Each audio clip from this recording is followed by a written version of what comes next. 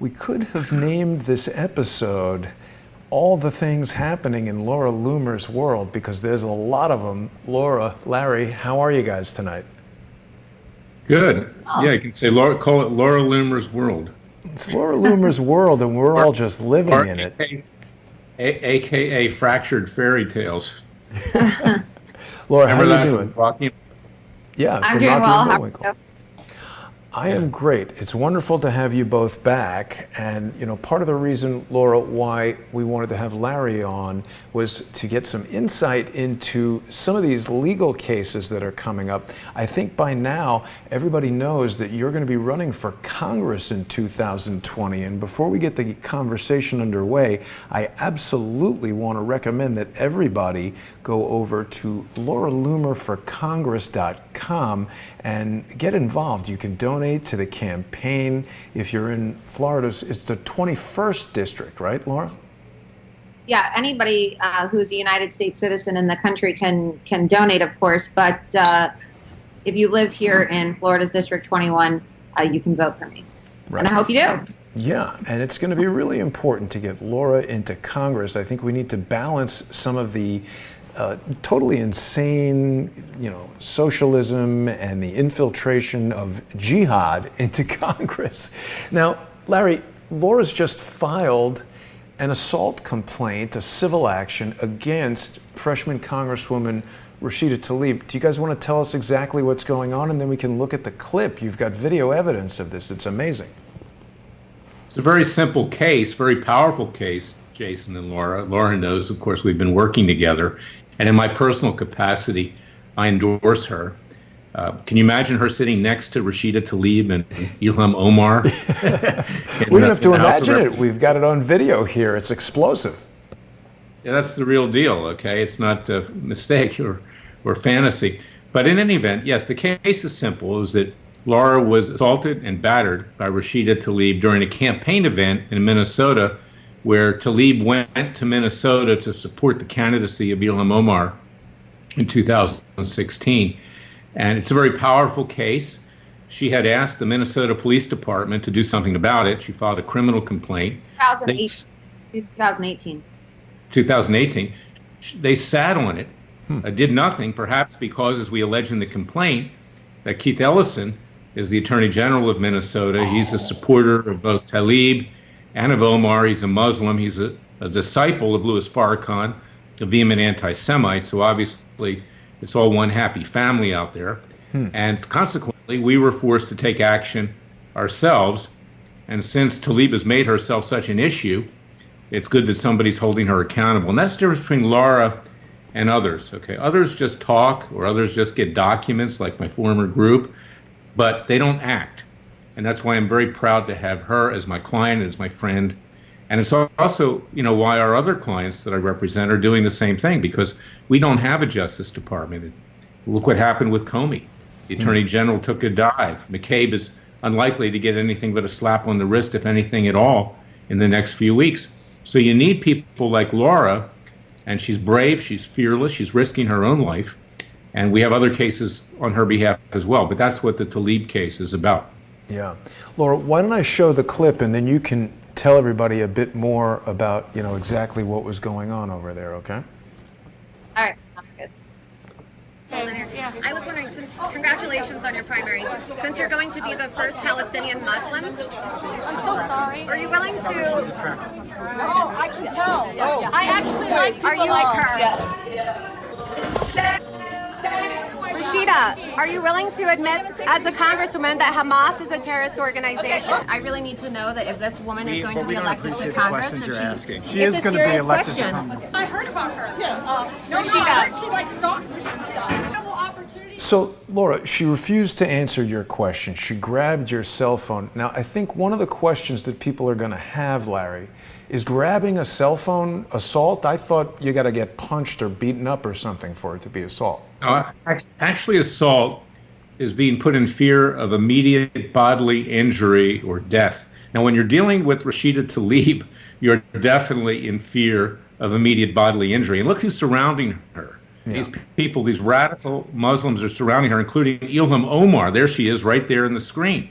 Yeah. So if there ever was a time and place to feel that kind of fear, that's an assault. Now, battery is an unwanted touching, you see, and she's unwanted touching. This woman is not controlled. She can't control her emotions. She can't control her big mouth. She's the one who called the president an MF, should be impeached. And obviously, everything around her, the people that support her, have terrorist ties. We know that. That's a fact. We're not making that up. So Laura had reason to believe that she was in fear of immediate bodily injury. And that's what it's about. And she's attempting to steal your cell phone here, which is like over $1,000, right? Did she take it out of your hand, Laura? Well, you can see that she tried to grab it, and then at first in the video, you see that she grabs my wrist. So she grabs my wrist to get my phone, and then you see that she's using both of her hands, and that's aggressive because I'm clearly pulling it back, and then she's like using more force. So she was not successful in the end in completely stealing my cell phone, but it kind of makes you wonder, like, what was the purpose of her taking my phone? Like, what was she trying to do with it? Like, steal it or break it or use it as a weapon? And, I'm Jewish, and I am a, loud and proud Zionist. I am not ashamed to say that I am a Zionist and I support Israel's right to exist. And Rashida Tlaib is completely anti-Zionist, and she's anti-Israel. She's anti-Jewish. She's a member of Holocaust denier pages on social media. She has invited, terrorist supporters as her special guests to her congressional swearing-in ceremony. She's best friends with Linda Sarsour and invited her as well. Linda Sarsour has said that, Jews should not be humanized. Linda Sarsour said her mentor was Siraj Wahaj, who was a co-conspirator in the 1993 World Trade Center bombing, whose son was just arrested and charged for plotting a terrorist attack on U.S. soil. He was running the New Mexico compound where they found the body of a dead 3-year-old who they killed. Wow.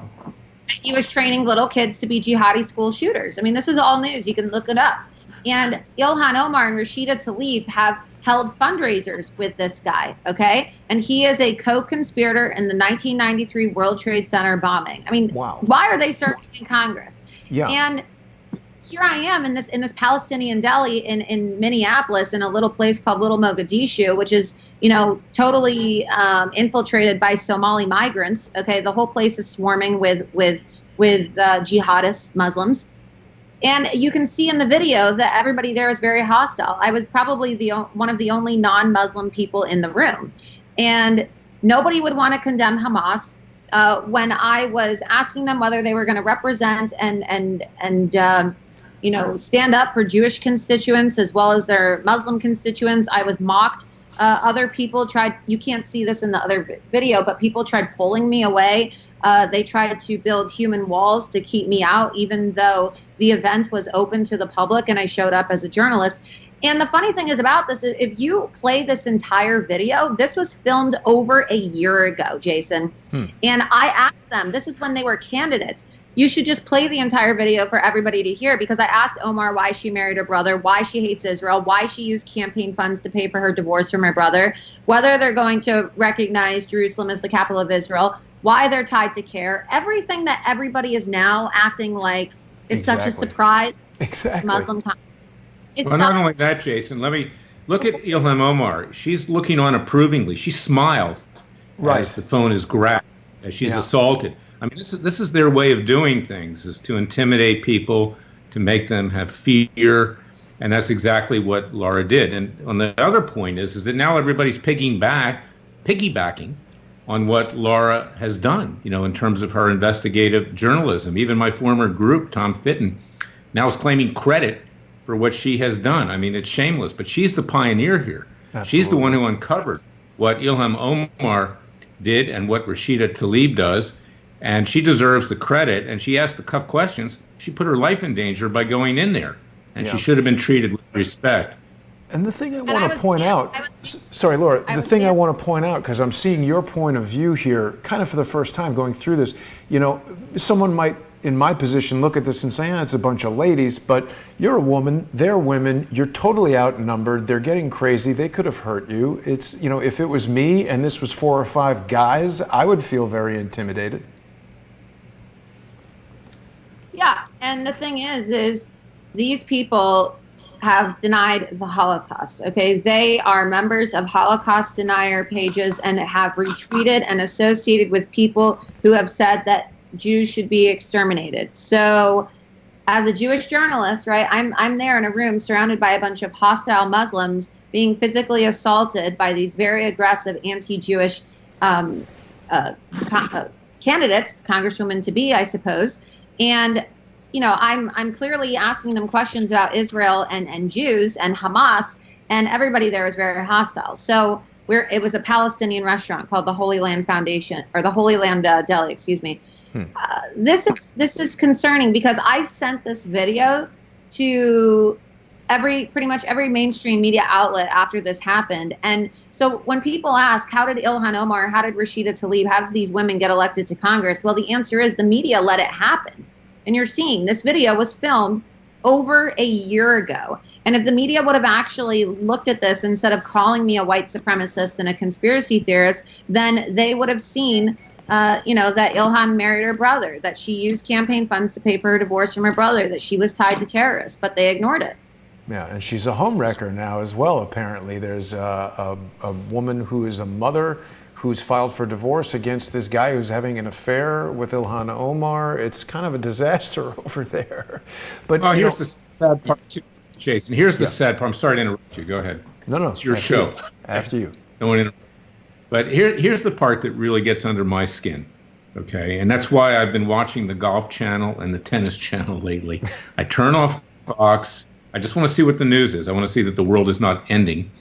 And I turn off the others after I see what the leftist garbage is that's being spewed forth. But nothing ever happens. Now, we filed a complaint with the Department of Homeland Security to look into the immigration fraud and the other illegal acts as alleged by Ilhan Omar. Now, you would think under a Trump administration that they would start an investigation, but no, because the president, who's well-intentioned and who I love, is not in control of his own government. There's this deep state in there that does nothing, just like the Minnesota Police Department did nothing over this assault and battery. And that's why you need a Laura Loomer. It's why you need a Freedom Watch. It's why you need Larry Klayman in his private capacity as well to try to do something to bring about justice, because I'm tired of listening to people sell nonsense and to sell false hope to the American people so these cable networks can boost their ratings and advertising dollars. And that's what we hear every single night on Fox News, Hannity in particular. Gee, we got breaking news. There's going to be justice. Things are going to happen. No, they're not going to happen. They're not going to happen for James Comey. They're not going to happen for Andrew McCabe in all likelihood. And that's why you need a Laura Loomer. You need citizens' grand juries. We, the American people, need to do it for ourselves peacefully and legally. And it's why I can say in my personal capacity, we need Laura Loomer in Congress. She will shake things up. When I ran for the Senate in 2003 and 2004 in the Republican primary in Florida, my motto was, I don't want to be a member of the Senate club. I want to take a club to the U.S. Senate. And I can't speak for Laura, but I hope she takes a club to the House of Representatives. Yeah. Because it's corrupt to the core. Yeah, and there's some MIT project to study those lizards, the gecko, to make some super sticky gloves. We'll get those for Laura, so when she walks around Congress with her cell phone, they can't rip it out of her hand. Now, Larry, the other thing that we've been speaking about lately, Laura, you've told us many times how you've been banned from virtually every social media platform, of course, Twitter and Facebook. You still have a YouTube channel, thankfully, and people can find your videos there. But Facebook, not long ago, put out some kind of public statement calling Laura dangerous. There's a lawsuit against Facebook as well, isn't there? Yeah, there's a lawsuit against Facebook because on May 2nd, when I was permanently banned from Facebook and Instagram, because Facebook owns Instagram, they designated me and a few other conservatives as dangerous individuals. And their definition of a dangerous individual was somebody who's a mass killer, a terrorist, or a mass murderer, somebody who promotes violence. Wow. Well, I'm neither of those things, obviously. And so then what happened is the media kept reporting on Facebook's statement that I was dangerous. And so people seem to think that I'm some type of digital domestic Jewish terrorist or whatever. And then, as if that wasn't bad enough, Facebook changed their community terms of service to say that it was okay for people to murder me because What? they deemed me a dangerous individual. Yeah, you can keep scrolling down on my YouTube channel there, and I'll show you where. And keep going to my videos, and you'll see the video. You can play it because I recorded it. And then what happened is, yeah, Facebook encouraged users to murder conservatives or Trump supporters. And you can see that I got it on video, and then they tried to hide it and cover it up, and then they changed it again. But we have filed a lawsuit for defamation in Palm Beach as well. And, you know, it seems like an easy question, right? Well, I thought the answer was, yes, it is illegal to post death threats against people in the United States of America, but that wasn't until yesterday, of course. You see, if I were to post death threats against somebody online, I'd probably have the police and the FBI at my door. If you were to post death threats against somebody, the same thing would probably happen to you. But yesterday, to my shock and horror, Facebook updated its community standards section to incite violence against me and other banned conservatives who they have deemed... That is totally unheard of. How can they do that? What exactly did they change that allows this? Well, they changed, keep watching, you'll see it right there. Keep playing the video. Okay. Unless it's targeted towards dangerous individuals and organizations. Wow. Well, on May 2nd, 2019, I was permanently banned by Facebook. I was permanently banned by Facebook and Instagram since Facebook owns Instagram, along with people like Milo Yiannopoulos and Gavin McInnes, okay? And Paul Joseph Watson and Alex Jones, Lois Farrakhan, and we were deemed dangerous individuals. We were classified as terrorists, and according to Facebook's dangerous individual policy, they say that a dangerous individual is somebody who is a terrorist or somebody who commits mass murder or violence. Well, of course, I haven't done any of those things, right? I'm just a 26-year-old independent journalist. I happen to be Jewish, and I voted for President Trump.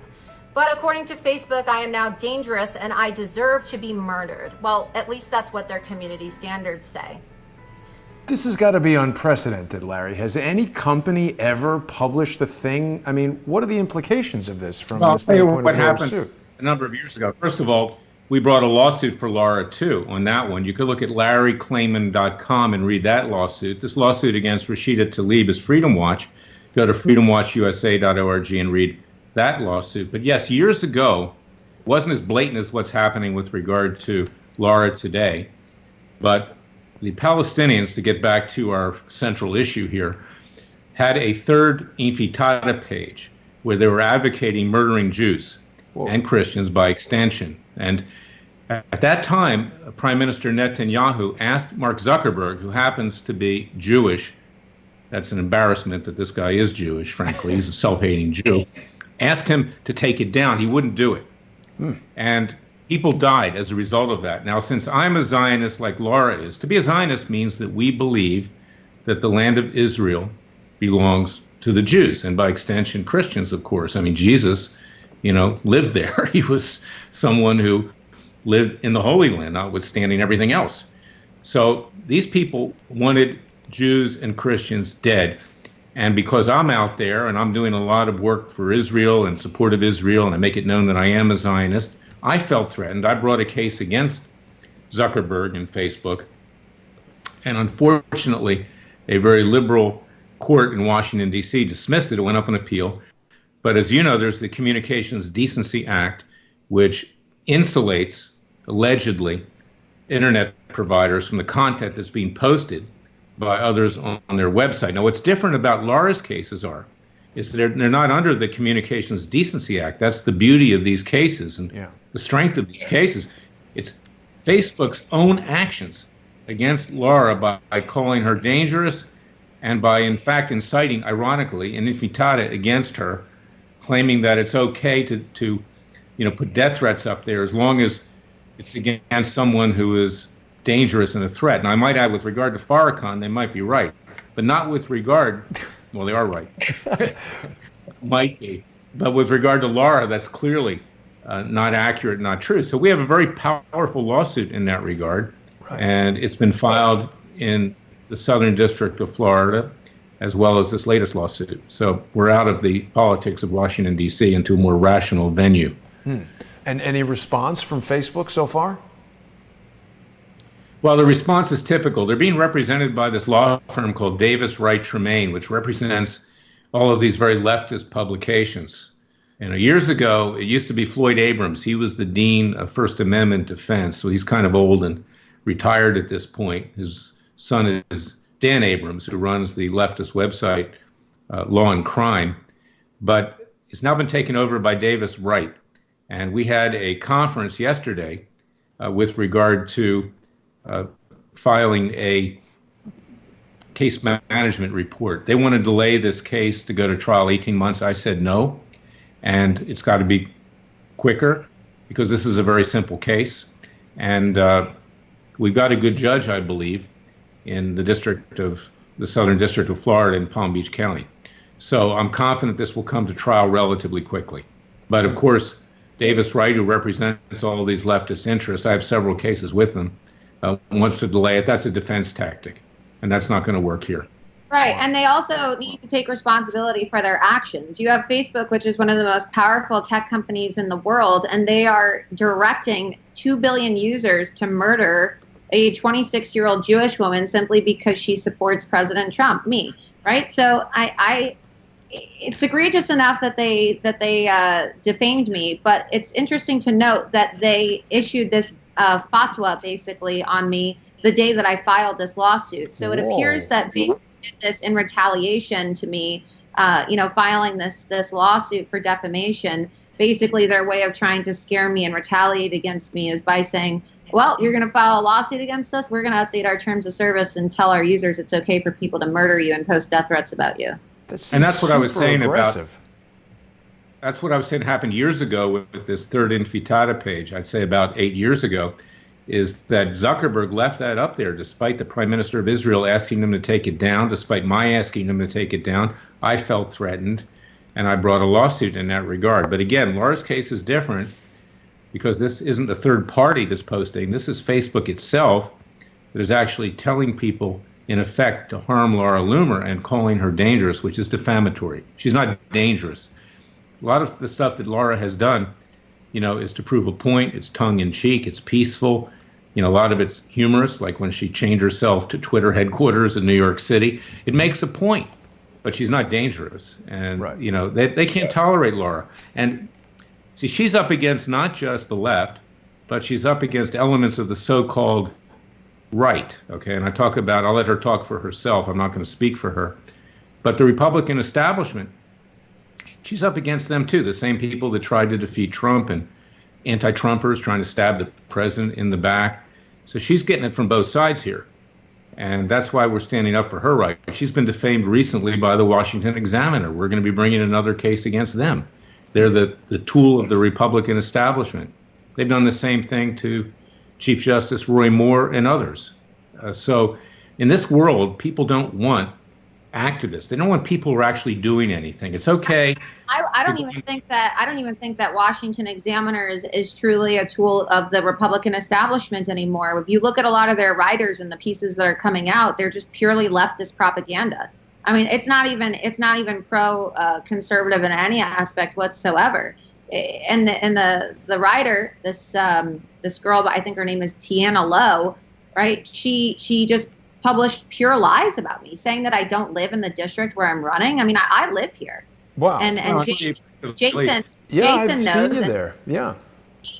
Yeah, and she effectively called Laura a domestic terrorist. Look, it's a cheap shot. And this is what they do today because no one holds these people accountable in any major way except my clients like Laura Loomer, like Judge Roy Moore, like Sheriff Joe Arpaio. He's taking a punishment this week, a pummeling. He re-announced for sheriff. And you have to stand up to these people, and they have to be told, and you have to be shown that they cannot get away with this. I could never have imagined years ago that I would wind up being a plaintiff's defamation lawyer. But it's a growth industry, regrettably. Well, and it's terrible. It's really unbelievable. I didn't know that they had, changed their policy, Laura. That seems so egregious. It just... And then when I caught on to it and when I reported on it and Paul Joseph Watson, who was also banned and deemed dangerous, saw it, we reported on it, and then Facebook went in there and secretly changed it back and then they didn't even apologize or issue a statement. And then when I sent this information to the mainstream media, they didn't even report on it. So apparently now, not only is it okay for social media companies to just ban conservatives because they don't agree with your politics, but now it's okay for the most powerful tech companies to incite violence against people for their politics. I mean, it's out of control.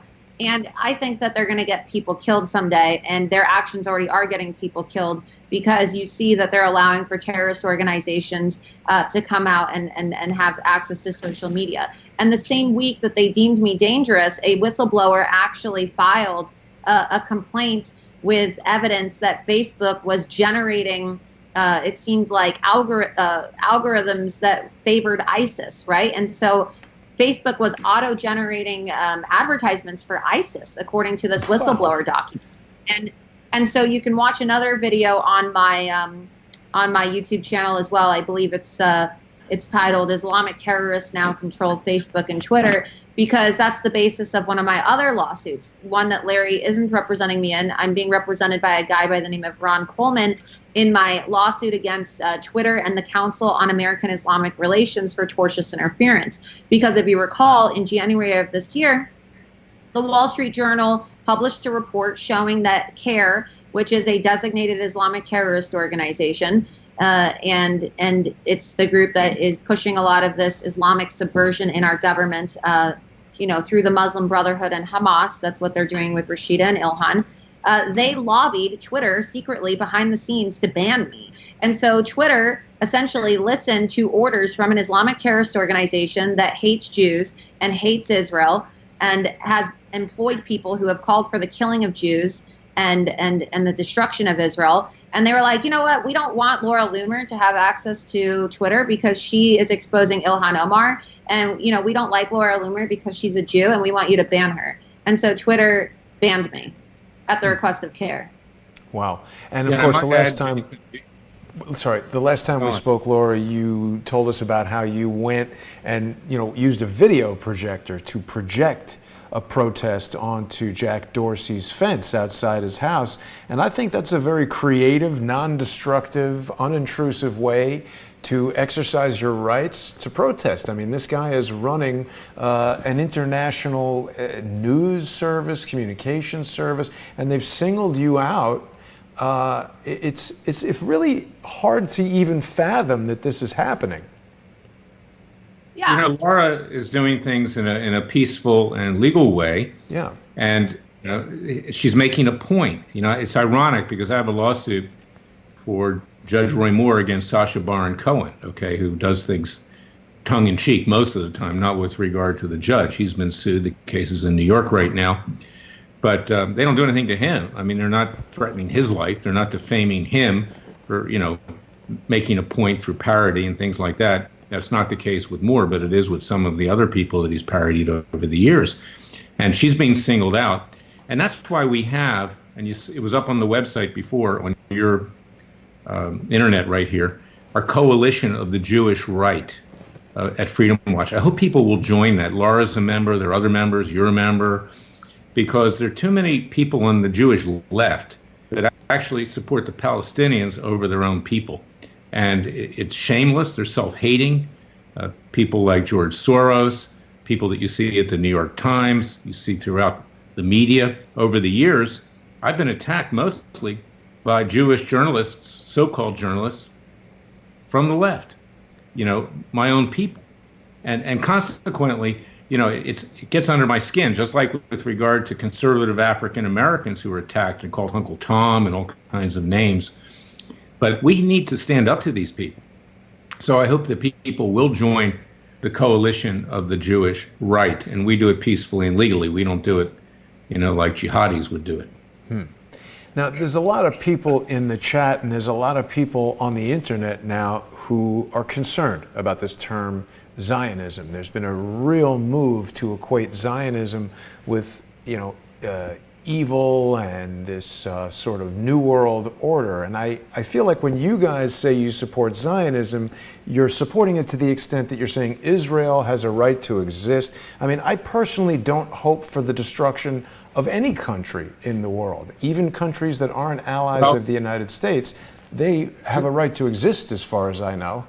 To be candid, where does it come from? The land of Zion. Okay, that land, including the West Bank, was given to the Jewish people and by extension to Christians. Okay, it belongs to us. It does not belong to the so-called Palestinians. You know, we're Palestinians too. We live there. That's a misnomer, the name Palestinian. And consequently, Israel allows the so-called Palestinians and other Arabs to live there. They can vote. They're Israeli citizens. As long as they live there peacefully, that's fine. But the Judeo-Christian Bible, which is the one I go by, gave the land to the Jewish people. We are not occupying that land. And that's what Zionism means. It doesn't mean persecution, doesn't mean apartheid, all the things that have been perverted by the left, by the Jewish left as well, I might add. It simply means that the land belongs to Jews and by extension, Christians. And if they don't like it, you know, the Arabs have fought many, many wars. They've lost every single one. Apparently their God doesn't do too well when asked to come to the fore, okay? We've never lost a war to them, you know, in a major way. And they forfeited any right that they might have had otherwise to that land. They wanted to destroy the Jewish people. They wanted to kill all of us. And I'm too bad. Do we give the entire United States back to the Indians?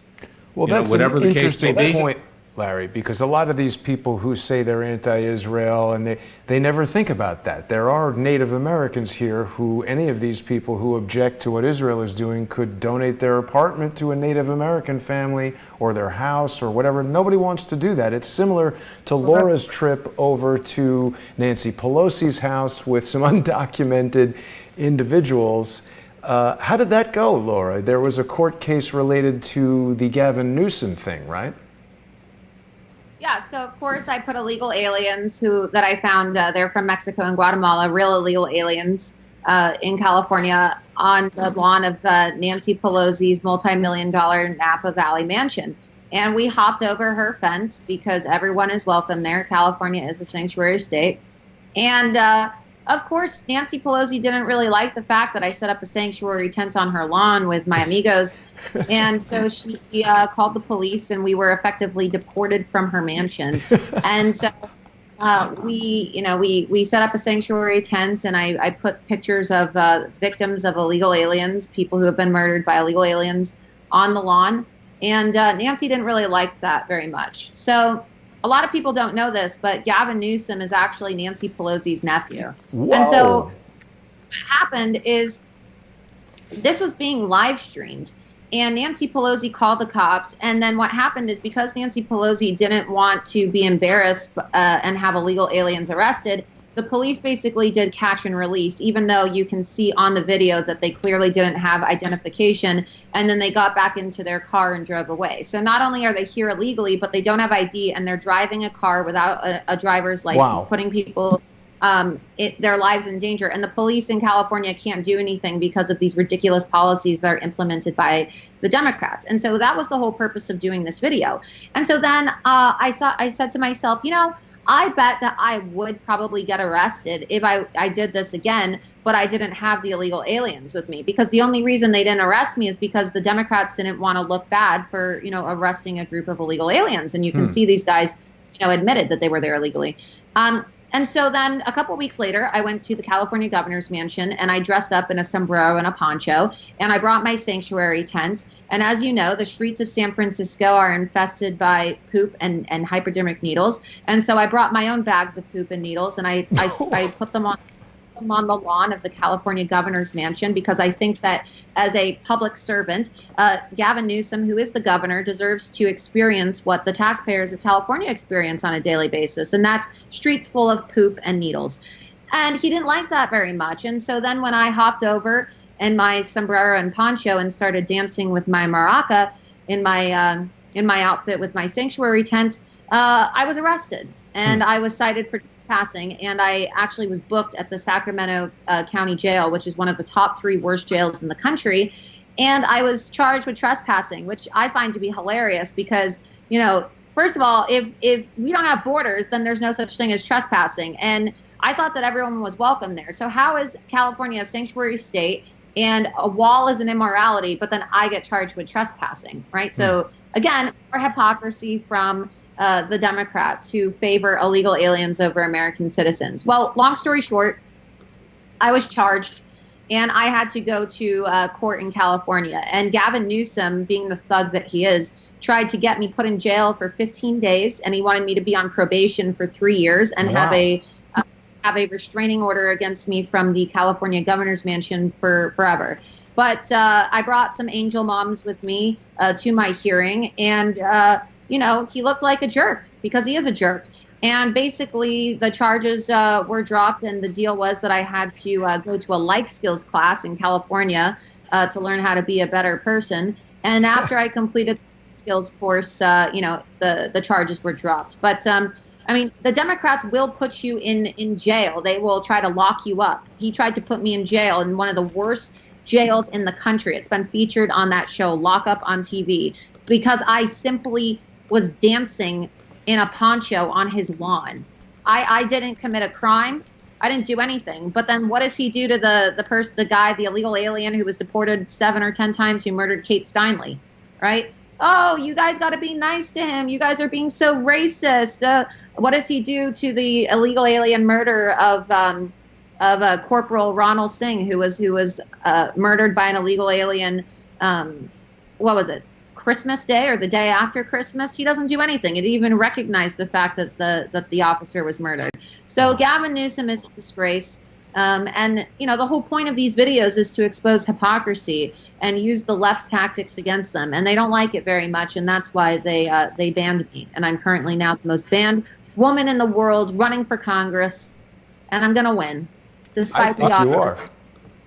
I might add that the property in and around Gavin Newsom's gubernatorial mansion is public property. It's not private property. But the point here is the bigger. Whoop. Wait a minute now. Some lost sound here.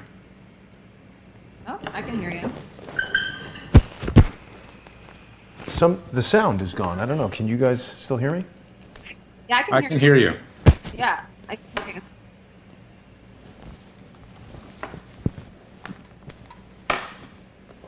Keep going. Something's wrong with my sound. Okay, well, anyway, it's public property, but Laura doesn't do anything harmful. It's peaceful. It's legal in a general sense. You know, it's not malum in se. It's malum prohibitum. It's not a crime in and of itself to do these demonstrations, and she obviously is not dangerous. That's the point.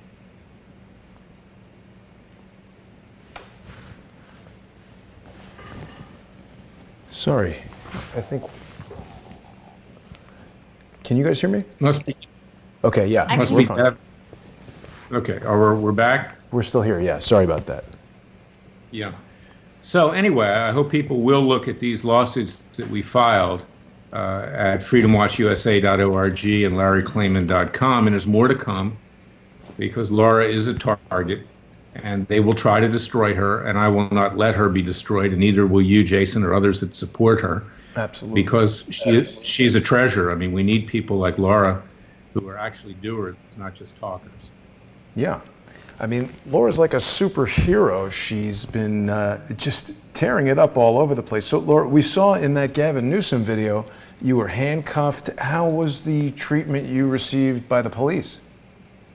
Well, it was actually really funny because when I got put into the cop car and I was taken over to the station and they booked me, the police officers were actually telling me how they hated Gavin Newsom and they agreed with me. And one of the officers was like, yeah, I'd ask you for a selfie because I follow you on Instagram, but while I'm on the job. And so some of the officers actually knew who I was and they thought it was really funny. Same with the officers who responded to the scene when I put illegal aliens on Pelosi's lawn. And look, they're just doing their job. But at the end of the day, these police officers are victims of Democrat policies as well, right? So they have to put me in cuffs and take me over, I guess, orders from the governor. If they want to do it? No. And actually, when I was brought into the jail and they were like, wow, why is she wearing a sombrero and a poncho? What are these people in here for? Because I was with Ben Bergholm. One of the officers was laughing and said, oh, they hopped over Gavin Newsom's lawn and put a sanctuary tent up. And the officers in the booking area started chanting, build the wall. True story. You can ask Ben Bergholm. But wow. yeah, look, there's a lot of support for President Trump and border security from among law enforcement, and it's just unfortunate that they have to have their own lives and the lives of other people subjected to harm because of Democrat policies. But that's what I tried to expose, and I did expose effectively with my hard-hitting investigative journalism and activism, but that is why the left has shut me down. And that is now why I'm running for Congress, because, I had millions of followers. And people knew who I was. I had access to some of the most high-profile media personalities in the world. Yet nobody would help me when all of this was happening to me. And I realized what's going to happen to the everyday American who is censored? What's going to happen to the everyday person who isn't me with my contacts or name recognition when Chase Bank shuts them down or when PayPal shuts them down? We are now headed towards a time of social credit score systems like the Chinese Communist government has. The headline on Drudge Report for the last few days was the social credit score system coming to America. And so soon, right, if the Democrats have their way, American citizens will be subjected to a scoring system similar to a credit score that determines your ability to travel, get a loan, get a car. They changed it, but I have a screenshot of it. Based on your social credit score, and your social credit score is compiled by the social media companies and their opinion of you and whether or not you are good. Well, we've already seen the executives from Google, Facebook, and Twitter caught on camera talking about how they want to derail the 2020 race and they don't like President Trump and they're going to do everything in their power to shut conservatives down. So what does that mean for conservatives, right? It's not good. Because already in China, people's travel plans are being canceled and they're being essentially, blacklisted. And this is already happening in America. I was one of the guinea pigs, and they're doing it to me in real time. No, absolutely, Laura. I'm You back up were a little bit a here. beta test of this. Yeah, I was. I am still. This is symptomatic of what President Trump goes through with his support. You can have all these polls. He's upset at Fox News because they're airing polls showing he's going to lose. No one believes he's going to lose because there are people out there that, frankly, don't feel like talking to pollsters. But I remember, in the reaction of the police to Laura, it's similar to the reaction that I got when years ago I sued the Ground Zero Mosque when they were trying to build this $100 million monstrosity, at Ground Zero. And I was walking by the Ground Zero Mosque in New York City one day, and there were a couple New York City police officers there, and I asked them, I said, why are you guarding the Ground Zero Mosque? I think we're the ones that need to be guarded. And he says, you're telling me? He says, I can't figure out why we're here. Wow. But this is the political correctness in our world today. And, there's situations going on all around the country right now with police being disrespected. They know what the story is. Right. Most likely a Soros-funded group is hacking into their private Facebook accounts and other accounts and taking their comments, claiming that they're racist. There have been cops in Philadelphia who have been fired just for that. Hundreds are at issue, possibly may be fired. Dallas, Texas, I have a client there, Dimitri Penny. He's got a disciplinary proceeding. Dimitri's running for Congress too, I might add, in the Dallas area, a great man. I also endorse him personally. And there are people out there who are taking the heat from the left, and they're being smeared. And the really sad part is that most conservatives and most people of faith and others just would be content to sit on the couch, eat popcorn, and watch Fox News and Hannity. But it's time for them to rise up and actually do something, because if they don't, we're going to lose our country. Yeah, and of course we're not talking about doing anything, taking the law into their own hands, but we're talking about doing something like getting onto freedomwatchusa.org and clicking the donate button, or going over to Laura Loomer for Congress and clicking the donate button and trying to actually change what's going on there in Washington, D.C. I'm really proud to know both of you, because there really are I can't think of other people who are doing as much as the two of you to affect this type of change, and I think everybody really wants it. Let me take you back for just a second to this Rashida Tlaib assault thing. So, I mean, this is it's obvious she did that. I mean, it's not a stretch at all. Has there been any response yet from Tlaib? Not yet. We're going to have to serve Tlaib, and we'll be in the process of doing that. That'll be a real interesting situation, I'm sure. It wouldn't surprise me if she ran from the process servers, but she will get served, and the case will go forward. Laura, why don't you talk about the response in the media to this, at least the media that's willing to report it, because apparently, it got big play, surprisingly. Right. Yeah, well, I mean, it's receiving a lot of media attention. Of course, a lot of conservative outlets have covered it, but also, too, the Minnesota media is very interested in this because it happened at one of Ilhan Omar's events and was filed in Minnesota. And so CBS News actually reported on it in their TV segment last night, and they mentioned that I was suing because Rashida Tlaib has unhinged Jew hatred. And they actually said that on TV. Wow. So it's really important because my lawsuit now is actually getting the left-wing media to admit that Rashida Tlaib is a Jew hater and Ilhan Omar is as well. And the Star Tribune also printed a story about it. And because my story is valid and because, of course, it was caught on video, what are they going to do? Do a hit piece on me? So the reporting has actually been favorable this time around because it's on video. There's no denying it. It is on video, and you can see me being very polite, saying, congratulations on your run, and then they just change and they attack me. And you can see the evil in her eyes as soon as Ilhan Omar comes over and pulls her away. And I suspect it's because I'm Jewish, right? I mean, you can just see the hatred in her eyes when they see that a Jew's in their presence. They just hate Jews. To put it mildly, this is more than an embarrassment for the state of Minnesota and even the leftist media out there, very leftist state, I might add. It's an embarrassment for Michigan with regard to Omar, because they realize that these two people are doing more to get President Trump reelected than anything the establishment Republicans would do. It's unbelievable. And let's remember who Tlaib is. Tlaib is someone who said that the Holocaust gives her a calming feeling, and then suggested that the only reason there's a state of Israel is because of the goodwill of the Palestinian people. Well, I hate to tell her, they've tried to annihilate us now since 1948, and they haven't succeeded yet, but they're still hard at work trying to do it.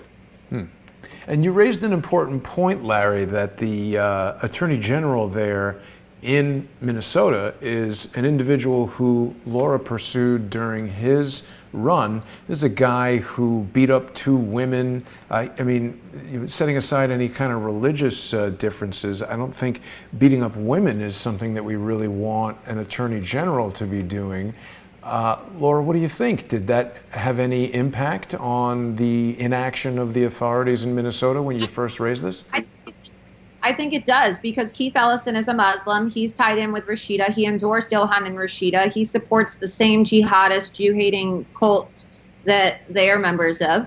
And, the thing is he's the top cop in Minnesota. As the attorney general, he gives the orders to the police department. And if you recall, right, when he was running for attorney general, many police officers came out and police associations gave press conferences saying that they didn't want him to be attorney general because they feared for their life. Because not only is Keith Ellison a Jew-hating, Christian-hating, American-hating jihadist Muslim who pals around with members of ISIS-tied mosques and Louis Farrakhan and other people who hate this country and hate everything besides Islam, but he also endorsed Antifa, if you recall. Wow. And he held up the Antifa book and said that he wants Antifa to strike fear into the heart of Trump and his supporters.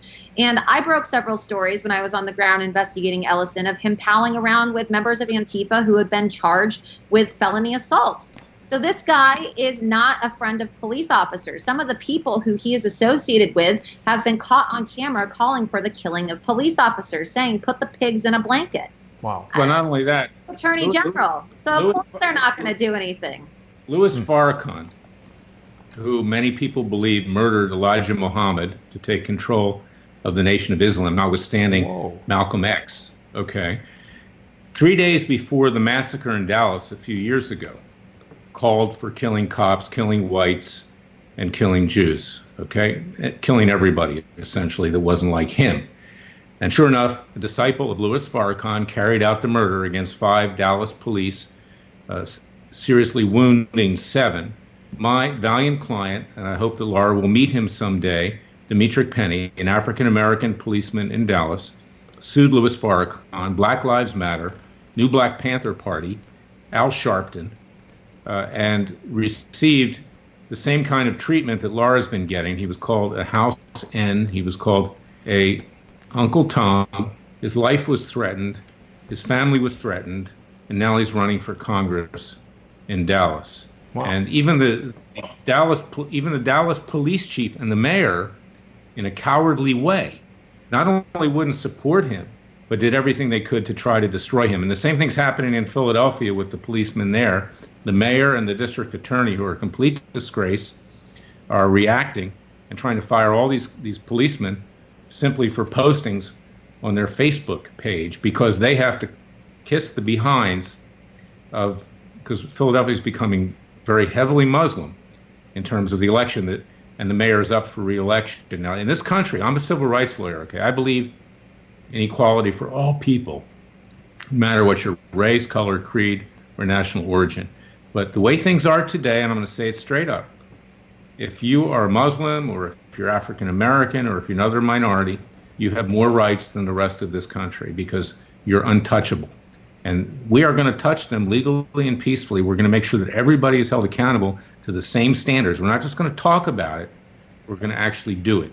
Everybody should be treated equally. I have many African American clients and friends. I have Muslim friends. I have friends in every area, and they don't agree with this either. And that, therefore, we need to stand up. We're a minority. And the Jews, it just so happens, have more hate crimes perpetrated against them than any other minority in this country. And these people are fomenting violence against Jews and Christians. Yeah, I've been seeing a real rise in anti-Jewish sentiment on the internet, and it's disturbing. Remember, I came on your show. You have to find the episode. I came on a few months ago, and I said, if these women get elected, you're going to see hate crimes against Jews increase, because Muslims are going to feel empowered because they have representatives now in Congress who are spewing Jew hatred. And so when you have people who have these jihadi sentiments, and they feel like they have to hide them, well, they no longer have to hide them when you have sitting members of Congress who are proposing BDS legislation and calling for the eradication of Israel, and retweeting Holocaust-denying artists, and meeting with terrorists in the halls of Congress.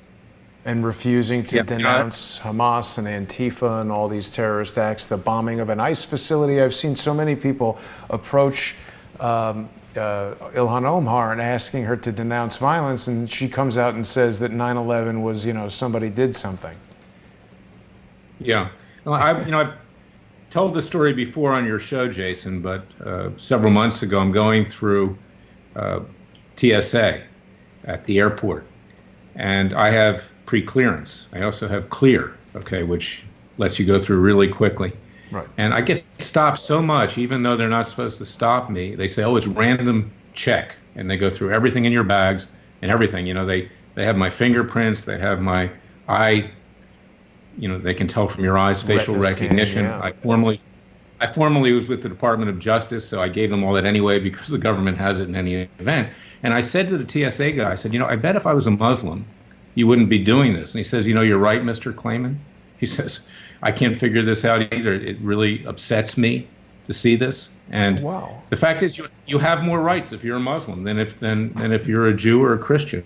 It's unreal. I don't know if it's technically more rights, but there's definitely this, people are very, overly politically correct. They don't want to even be presumed to do anything that is, profiling or racial anything. So they kind of are going way overboard in certain regards.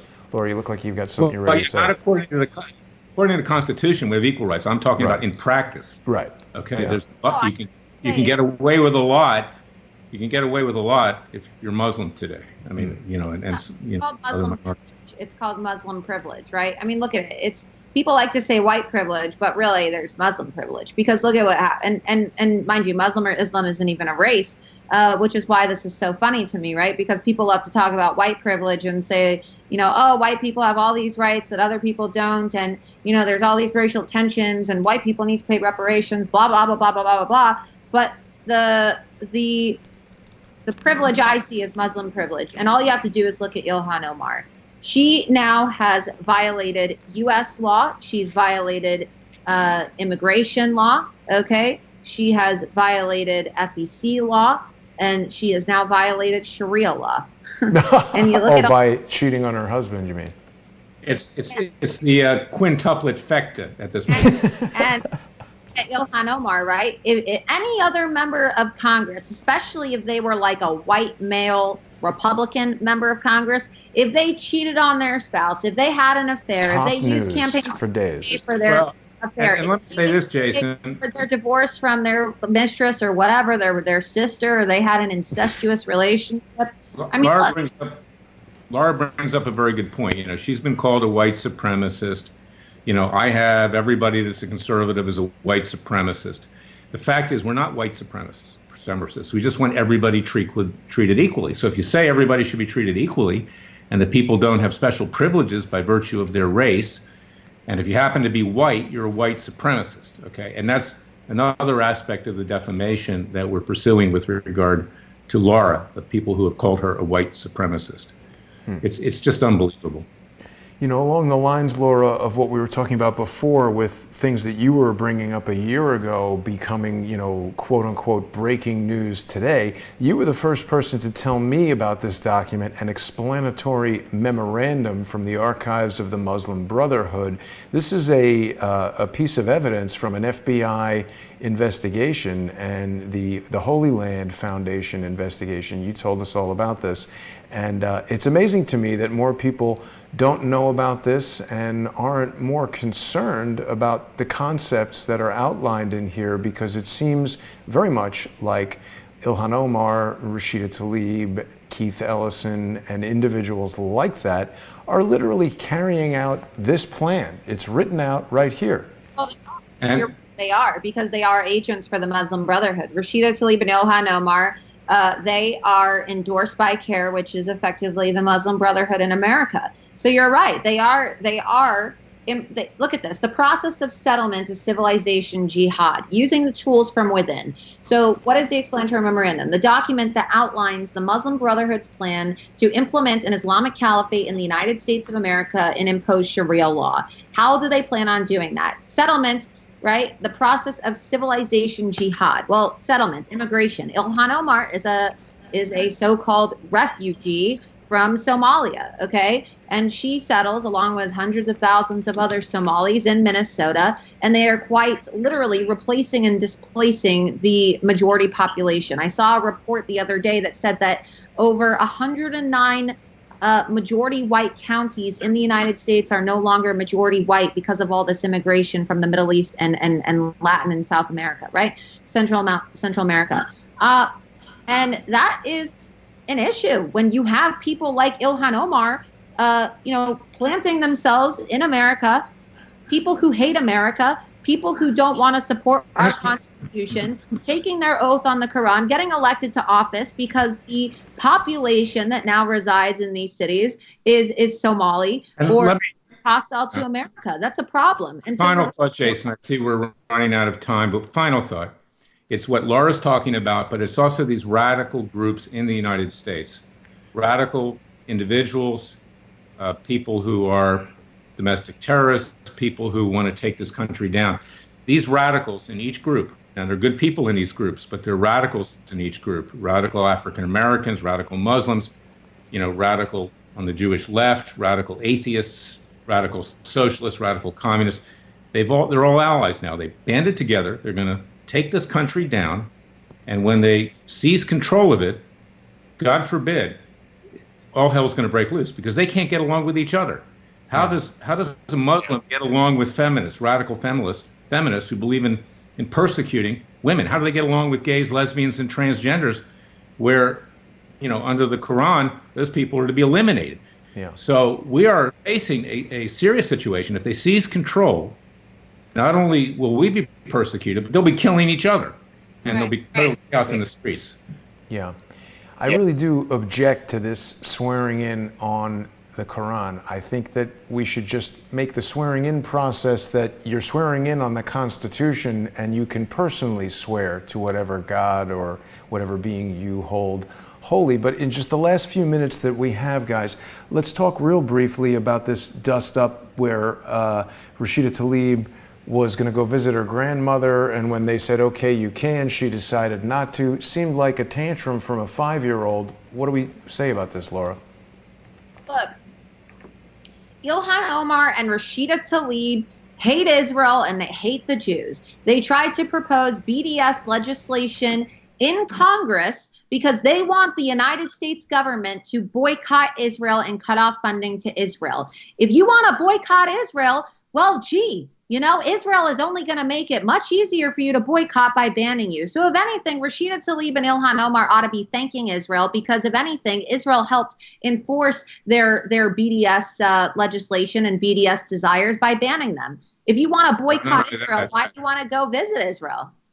Not only that, Rashida Tlaib's mother then issued what was in effect a fatwa on President Trump. Ooh. I mean, it tells you what you're dealing with here. But she says she wishes him no goodwill or, you know, good tidings, whatever you want to call it. Now, to say that with radical Muslims out there is like telling them to go kill the president of the United States. I mean, it's just not right. And, Wow. you know, I pray for the president every single day. And I pray for people like Laura who stick their neck out. And you too, Jason, because you stick your neck out. And we need people like that in this country. That's my final thought.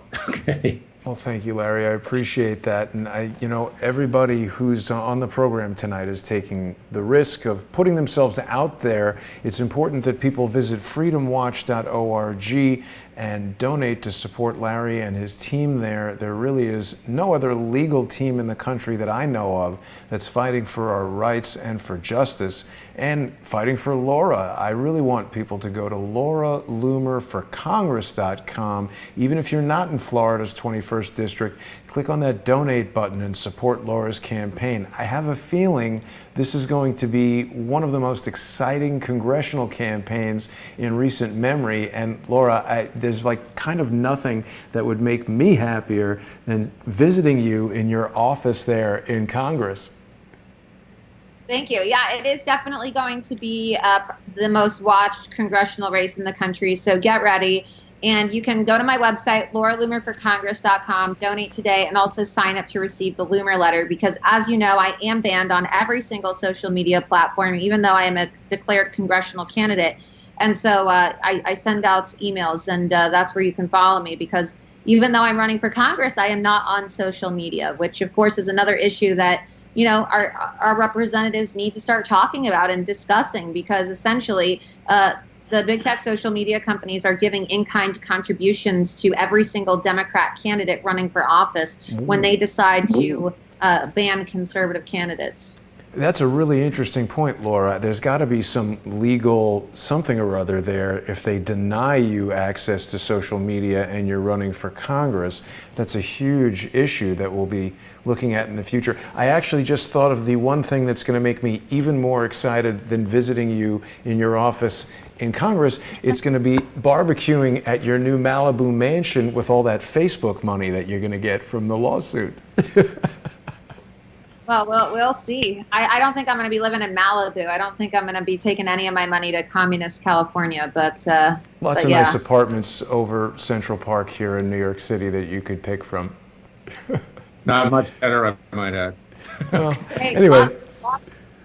Lots of nice places here in Palm Beach County, Florida, where I live, on the water. So it's not about the money, right? Who knows? Who knows what's going to happen with my case? But I'm fighting these companies, and I'm taking them to court and subjecting myself to, really, it's financial ruin because it's expensive. Larry will tell you. I mean, I have lost not only 90% of my income, but I have spent like hundreds of thousands of dollars on legal fees. And so It's very expensive to take these companies to court, but someone's got to do it. And so I'm fighting for every single American who has been shut down and silenced and censored by the big tech social media companies. And that's why I ask that people, help get me into Congress, because, when I'm in Congress, I promise I am going to be big tech's worst nightmare.